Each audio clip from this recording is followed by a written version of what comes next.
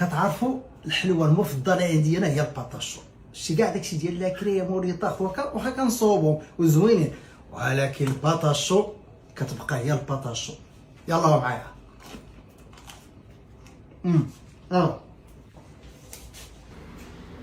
واحد الكاسرونه درنا فيها 200 غرام ديال الماء، زدنا ليها واحد 60 غرام ديال الزيت، شويه ديال الملحه، شويه ديال السكر، درناها فوق العافيه. ملي طابت زدنا ليها 120 غرام ديال الدقيق، وبدينا تنحركوها مزيان حتى كتنشف.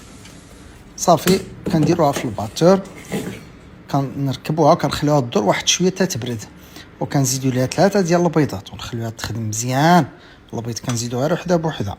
ملي كتبدا تلصق لينا في يدينا بحال هكا العجينه، صافي راه موجوده. نبداو ندريسيوها، وكنخليو في الدريساج نخليو شويه ديال ليسباس بين وحده والاخرى، حيت في الطياب كيبدا يديفلوبا تقريبا 50%. فوالا الفران ديالنا راه وجدناه على 170، درنا ليها لي غراند سكر ودرنا ليها الشوكولا بيبيد. صافي كندخلوها للفران لمده نص ساعه، ولكن ما نحلوش عليها الفران باش ما تطيحش لينا. ياك شفتوا لا راسيت تبعتوها معايا، راه والو، راه ما مكلفه ما والو، الا بغيت تعكزوا. يلا باليو.